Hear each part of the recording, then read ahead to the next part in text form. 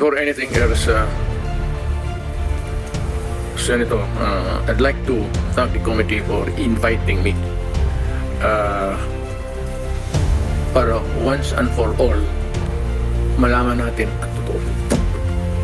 So, I would like to request sa inyo na huwag ninyo akong ituring president or kaibigan.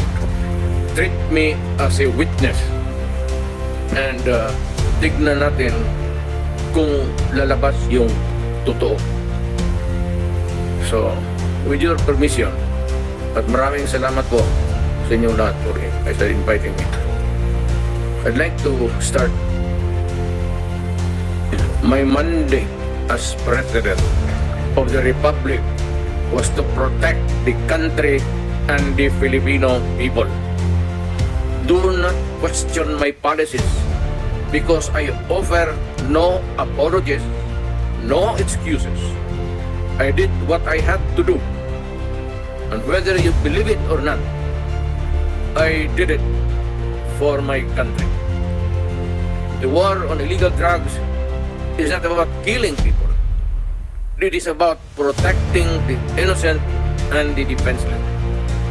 The war on drugs is about the eradication of illegal substances such as shabu, cocaine, heroin, marijuana, party drugs, and the like, as a menace which ruins people, families, communities, and relationships, and tears apart the social fabric which binds society together in peace, harmony, and brotherhood.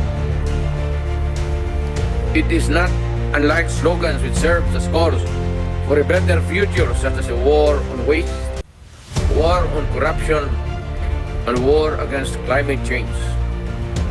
I have always viewed people addicted to illegal drugs as victims and patients requiring medical help and not as criminals. That is why when the war on drugs slogan came into being,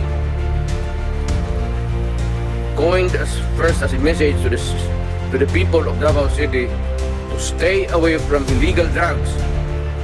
But at the same time, I had a drug rehabilitation facility constructed in Davao City, a city government expense, manned by Davao City government doctors, psychiatrists, nurses, and health workers, among others, to look after the complete rehabilitation of those addicted to illegal drugs. I believe then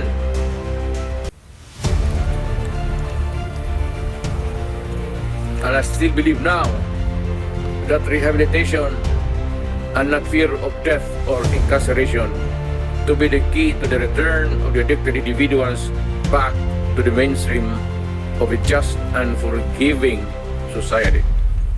But no mistake about it, I hate drugs. I loathe the purveyors, the merchants, and the pushers of this demonizing element. I have not failed to emphasize this from the very day of the campaign when I ran for the presidency in 2016. This was my covenant with the Filipinos who believed in me, and to this day must still agree with what in government have achieved. It is unfortunate that drug-related crimes are on the rise again. Every day you can read about children being raped, people getting killed and robbed. And just recently, a drug den was raided within the Malacanang complex. This clearly manifests that the purveyors of this business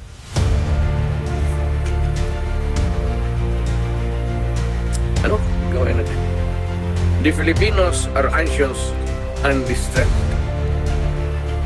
Self-preservation is still the first law of nature. It is instinct.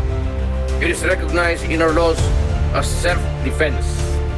That is why I have always told the police authorities and operatives to be mindful of this basic law of nature. However, I tell them not to abuse their authority and power. At hindi ko talaga pinayagan yung abuso ng pulis o sundalo kailanman sa buong buhay ko, and as mayor for so many years, and as president, in the guise of protecting themselves. But when your very life is placed at risk, and it can be snuffed out in a matter of seconds, then and only then must you act accordingly. Repel the aggression only in self-defense. Ano mo, matagal ako nagturo sa aming bayan sa Police Academy. When I was a prosecutor, to augment my income noon na bago ako nagturo ako sa police. Ang sinabi ko talaga sa kanila, when you are arresting a criminal, you are not supposed to request him to surrender. Rather, you have to overcome the resistance. However, pag ayaw, it's the duty of the police is to overcome the resistance kung ayaw mag-surrender. At kung may baril, at kung tingin mo, sabi ko sa mga pulis doon sa academy, mamamatay ka, barilin mo sa ulo, patayin mo at least one less criminal in the community. Yun ang utos ko when I was a fiscal and I was a professor doon sa police academy. Yun ang turo ko sa kanila. No quarters given, no quarters asked. Criminal dito.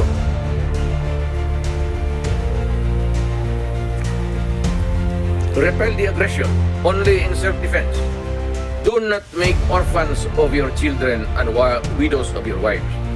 I don't want that in my conscience as mayor and president. Hindi ko mabigat yan sa konsensya mo. I have warned. But before that, my job as president was never easy, and it was not meant to be. I have tried to do the best I can to address the problem of illegal drugs firmly and without compromise. For all of its successes and shortcomings, I alone take full legal responsibility. Sa lahat na nagawa ng mga pulis, pursuant to my order, ako ang managot. At ako ang makulong, huwag yung pulis na sumunod sa order ko. Kawawa naman ang tatrabaho lang. Yun ang gusto kong sabihin sa Pilipino at mabutit niyaya ninyo ako dito. Once and for all, yan ang gusto kong sabihin sa tao. I have warned all of you as your president, then, and as a private citizen now. Drugs will destroy the Filipino. It will destroy my country. And I will never allow it. Baski ako empleyado sa gobyerno o private citizen, I will do what is necessary to protect my country, my community, at yung mga anak natin. This is a matter of principle. At pagkamatayan ko yan. Maraming salamat. I'm ready to answer your question. Thank you, Mr. President. But now